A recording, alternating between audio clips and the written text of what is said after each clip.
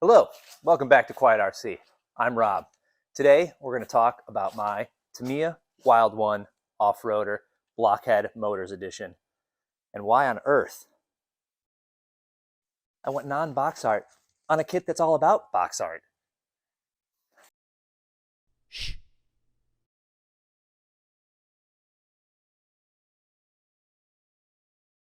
All right, let's talk about the Tamiya Wild-One off-roader and specifically, of course, the Blockhead Motors Custom Edition. Now, we can go ahead and just address the elephant in the room. Why would I take a limited release Blockhead Motors design and just go with my own thing? I don't know. But I did see a post on Reddit.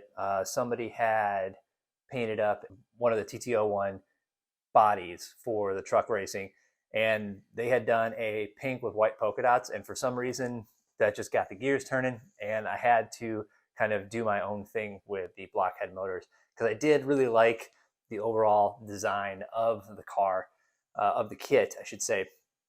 So I thought I would try and do it myself. Now, this is it was kind of a difficult kit to find. I started looking on eBay, and of course, they were ridiculous prices. However, I did find one over in the UK at L&L Models, and it was just retail. Obviously, shipping was a little bit extra, but they were able to get it to me, so that was great. What I also did, though, is I knew that I wasn't going to need the body that it came with, and I didn't even know at the time that it was pre-painted, which it is. For the Blockhead motor design, it's painted just blue, and then you put the whole stripe on it and everything like that. But I just got an extra set of the body kit, and I got an extra set of the decals, just in case I totally messed things up. I could always just go box art. The other thing that I ordered were the parts trees for the lights, because I knew that I was probably going to paint those as well. And in the kit, they're supposed to be yellow, according to the box art, but I wanted to do them to match more what I had going on. And the last thing I got before actually building the kit, of course, were a set of bearings, which you have to do with every Tamiya kit. The first step of the build actually is putting the decals on the chassis. So right away, I had to start painting. And this portion right here is actually just one big solid blue decal with these individual little kind of fake sponsorship decals on there. What I did is I masked off the entire chassis here, both sides, leaving this part open here, and went ahead with my paint scheme, which was laying down a layer of the fluorescent pink. I was using the Tamiya PS fluorescent pink just to make sure it matched whatever I was going to use on the body. And then I did the dots, which we'll get into, and I went in and did the shading. Then I trimmed out around every single one of these, kind of leaving a little kind of piece in between so I could put them on as one and then trim those out a little bit later so they were the exact correct spacing. Now, when I masked off the body, I didn't do a perfect job of masking off, so I had kind of like this pink dust all inside, so I had to go through and clean the whole inside of the body and the little parts that I missed. But other than that, it turned out great. The next thing I had to do was this cage right here actually comes gray. It's not actually chromed like the rest of the little plastic pieces, and I wanted it to match the chrome of the other pieces. Now, this turned into a whole saga. My local hobby shop showed that they had this specific chrome for plastics that came out really nice. I watched some YouTube videos on how to do it. So I wanted to go use that, and I kept going, said they had it, would go there, they didn't have it, kept going, whatever. Finally, I kind of asked them, I was like, can you see if you actually have this? And when they looked into it, they had it that marked in stock, but they didn't actually have it. They fixed it next week, it was shipped, and they got it in stock. So that was just a whole thing. Sometimes that's what happens. As I mentioned, I knew I was going to do the light buckets. The other part that I did was I actually smoked the lenses that went in each light bucket. And on the inside, I used a chrome pen to chrome it a little bit. It didn't quite get all the areas, but because I had painted it white, you couldn't see any more of the yellow. So that worked out pretty well. And it provides just a little bit of reflective properties to the inside of the LEDs. In the instruction manual for the Wild-One, Tamiya does put the part number for their light kit. I went and looked that up. that was about $52, which is crazy for just the 4 white lights. However, Yeah Racing has a light kit. I think it's about $7 or $8 total for the 4 white lights, and it actually has some rear lights, which we'll get to. Speaking of, I should have the lights on, so that's what I just did here for you. Doesn't really matter. To do the actual paint work on this part and on the actual body itself, I decided to use just some office supply, like the little kind of fluorescent dots. I had 2 different sizes, so it worked out to kind of make it look like more of a random pattern.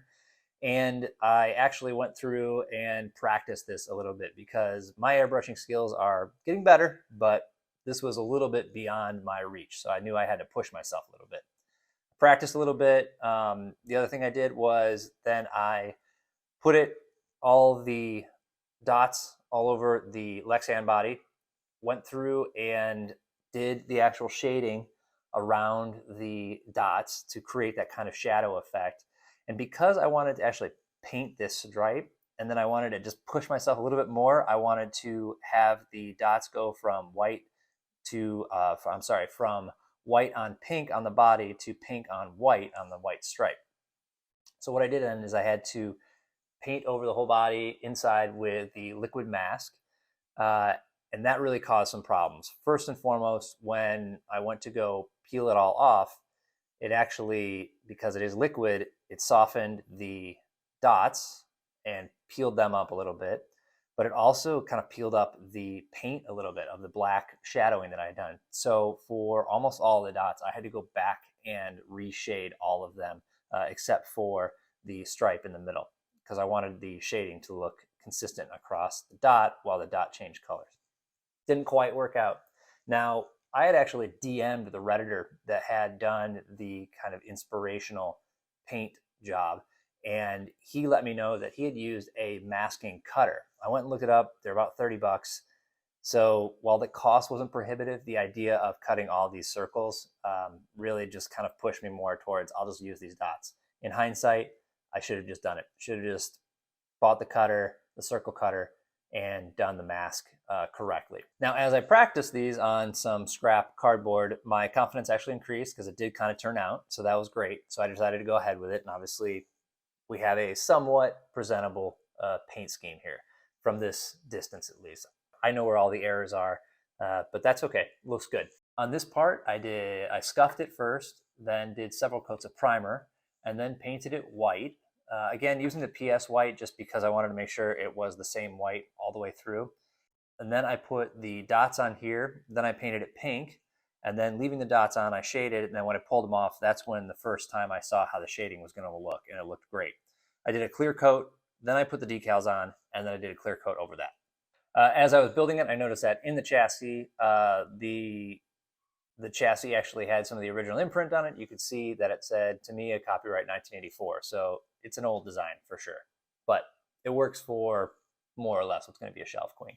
I installed all the lighting pieces except for the rear tail lights because as you're going through, you do install these pretty much right away, especially the front ones. And it was very annoying to have the whole kind of wiring harness flopping around as you're trying to build the rest of the car. The front goes together pretty quickly. As you can see, I did not use the bumper that came with the kit. I didn't really like it. I used a alloy front bumper that actually says it's for the Grasshopper, but it fits here. It's very similar to the alloy front bumper that I have on my Dynahead here. That one's from Yeah Racing. This was some off-brand off of eBay, I can't recall, but I think it looked really nice. It matches the rest of the car, these uprights really well.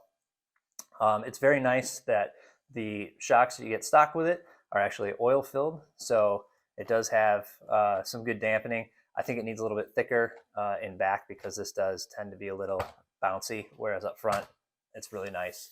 As you're going through and building it, you do have to pick which pinion you're going to use and kind of stick with that because the way Tamiya does a lot of their kits is they have kind of set position holes for the motor for the number for the pinion tooth that you use rather than just kind of a slotted area where you can kind of get the mesh right. So it's kind of nice because you don't have to worry about the gear mesh because they figure it out for you. I am using a Holmes Hobby 19 turn brush motor. Basically bought it just because it's pink.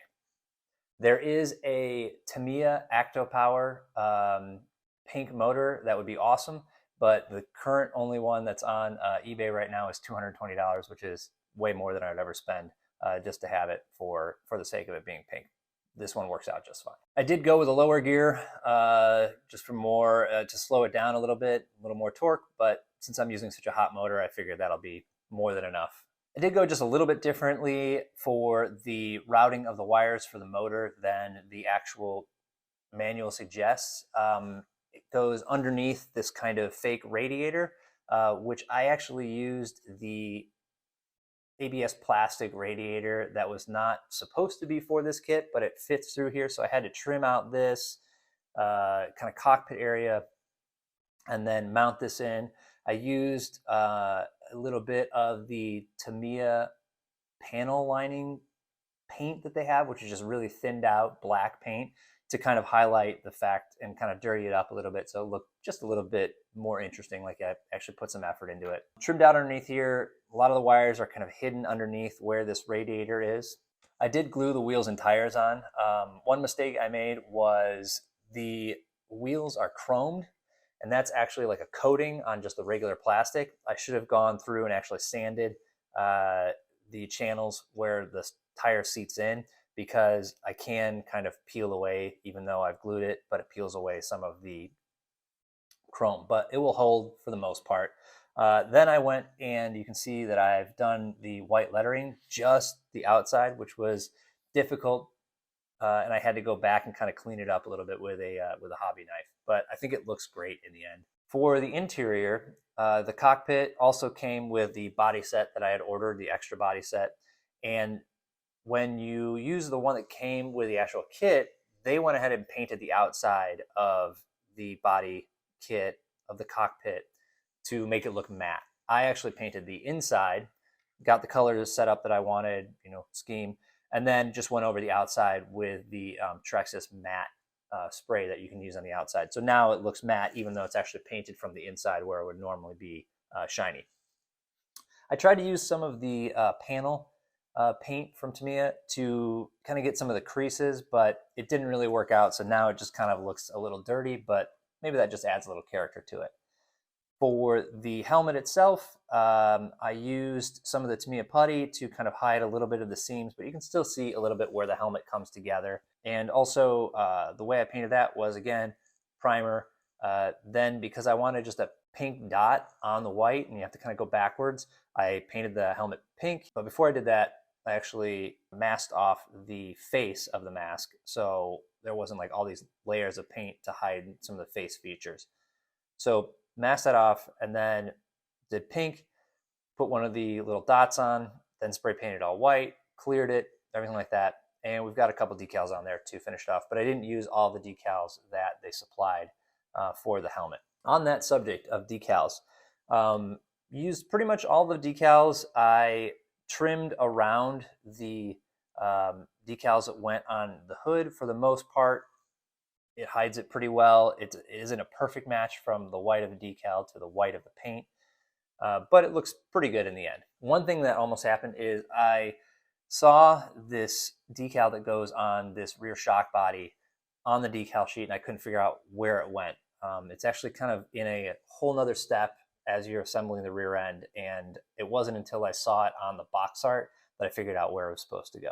But if you're building one of these, that's where I even remember, I think it's number 14 on the decal sheet. I used mostly the wet method for getting a lot of these into the right place. It's my favorite method for using that, where you come into some of the curves. I did use a hair dryer to kind of soften it up a little bit and get it into the crevices so it fit nice and tight. That was especially helpful on these kind of rear number plates where part of the decal actually goes over a screw. So you actually put the clear plates on, then you put the decal over the screw. So using that combination of the wet method, and then it's actually a tool that's used for installing like car radios and stuff like that. So it's kind of a softer plastic, but allows you, it almost mimics how hard your fingernail is. So I use that to get real nice tight fit around here, as well as with a hairdryer.